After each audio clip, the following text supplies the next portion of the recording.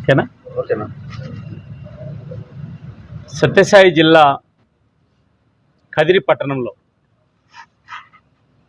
గత వైఎస్ఆర్ కాంగ్రెస్ పార్టీ ప్రభుత్వం చివరి నుంచి ఇప్పుడు మా ఎన్డీఏ ప్రభుత్వం వచ్చిన తర్వాత కూడా గత దాదాపు 2 నుంచి 2.5 సంవత్సరాల కాల వ్యవధిలో కదిరి సబ్ రిజిస్టర్ కార్యాలయంలో కోట్ల రూపాయలకు సంబంధించినటువంటి నిధులను ప్రజల నుంచి వసూలు చేసి సబ్ రిజిస్టర్ కార్యాలయంలో సబ్ రిజిస్టర్లు, కొంతమంది సబ్ రిజిస్టర్ ఆఫీసుల సిబ్బంది, దళారులు కలిసి ప్రభుత్వ ఆదాయానికి గండి కొట్టి కోట్ల రూపాయలు దోచుకోవడం జరిగింది. పెద్ద ఎత్తున అవినీతి అక్రమాలు చేయడం జరిగింది.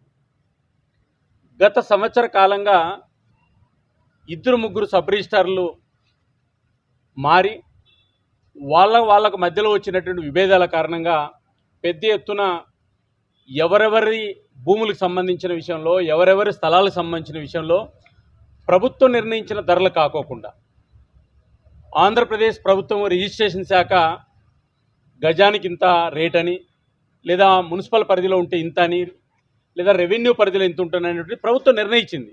అయితే ప్రభుత్వం నిర్ణయించినటువంటి యొక్క భూములకు సంబంధించి అండర్ వాల్యూ వీళ్ళే వేసి ఒక భూమికి సంబంధించి ప్రభుత్వానికి 8 లక్షల రూపాయలు రిజిస్టర్ వాల్యూ కట్టాల్సి ఉంటే దాన్ని 1 లక్ష రూపాయలు మాత్రమే చూపించి అండర్ వాల్యూ చేసి దళారులు, సబ్ రిజిస్టర్ ఆఫీసుల సిబ్బంది, కొంతమంది ఒక టీమ్గా ఫామ్ అయ్యి కోట్ల రూపాయలు దోచేశారు.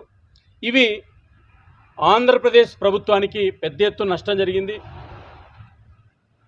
గతంలో ఈ రకంగా చాలా సబ్ రిజిస్టర్ కార్యాలయాల్లో జరిగాయి. అయితే ఇక్కడ కదిరిలో జరిగినటువంటి సబ్ రిజిస్టర్ ఆఫీస్కి సంబంధించిన విషయంలో ఏంటంటే, ప్రభుత్వానికి సంబంధించినటువంటిది మీరు 50 లక్షలు రిజిస్ట్రేషన్ వాల్యూ కట్టాల్సి ఉంటే మాకు 25 లక్షలు ఇచ్చేయండి, మేము 5 లక్షల రూపాయలు మీకు రిజిస్ట్రేషన్ చేస్తామని చెప్పి 20 లక్షల రూపాయలు దోచుకోవడం జరిగింది. ఇట్లా దాదాపు ఒక అంచనా ఒక 300 నుంచి 400 రిజిస్ట్రేషన్లు చేశారు. ఒక 20 నుంచి 25 కోట్ల రూపాయలు ప్రభుత్వానికి ఆదాయం నష్టం చేకూరింది. వీటితో పాటు ఈరోజు ప్రభుత్వానికి సంబంధించినటువంటి నష్టం ఒకటైతే, దానికి సంబంధించిన విషయంలో కింది నుంచి పై స్థాయి అధికారులు అందరూ కూడా భాగస్వాములు కావడం అనేటువంటిది ఒకటి. ఒక కదిరి సబ్ రిజిస్టర్ ఆఫీసులోనే ఇది జరిగిందని అనుకోవాల్సిన అవసరం లేదు. ఇక్కడ కదిరిలో బయటకు వచ్చింది. జిల్లా కలెక్టర్ గారు 20 రోజుల కిందట కదిరి సబ్ రిజిస్టర్ కార్యాలయాన్ని తనిఖీ చేశారు. తనిఖీ చేసిన తర్వాత మళ్ళీ ఒక 20 రోజులు చాలా సవ్యంగా నిజాయితీగా వ్యవహరించారు. మళ్ళీ ఈరోజు మళ్ళీ మొదలు పెట్టేశారు. ఇంత కాదు, రియల్ ఎస్టేట్ వ్యాపారం చేసుకునే చిన్న చిన్న వ్యాపారస్తులు, రైతులు, ఇంట్లో కుటుంబ సభ్యులు అమ్ముకునేటువంటి, ఇంట్లో అన్నదమ్ములు రాసుకునేటువంటి భూముల విషయంలో కావచ్చు, కొంతమంది దళారుల వ్యవస్థను చేసేసి ఈ యొక్క ఆఫీసులు ప్రభుత్వానికి ఈ రకంగా మోసం చేయడం అనేటువంటిది ఇది చాలా పెద్ద తప్పు. మేము ఆంధ్రప్రదేశ్ ముఖ్యమంత్రి గారి దృష్టికి, అదేవిధంగా రిజిస్ట్రేషన్లకు సంబంధించిన మంత్రి గారి దృష్టికి, ప్రిన్సిపల్ సెక్రటరీ గారి దృష్టికి కూడా తీసుకెళ్లడం జరుగుతుంది. ఈరోజు ఈ జిల్లా కలెక్టర్ గారికి భారతీయ జనతా పార్టీ, తెలుగుదేశం పార్టీ, జనసేన మా కూటమి పార్టీల తరపున ఈరోజు మేము ఇక్కడికి రావడం జరిగింది.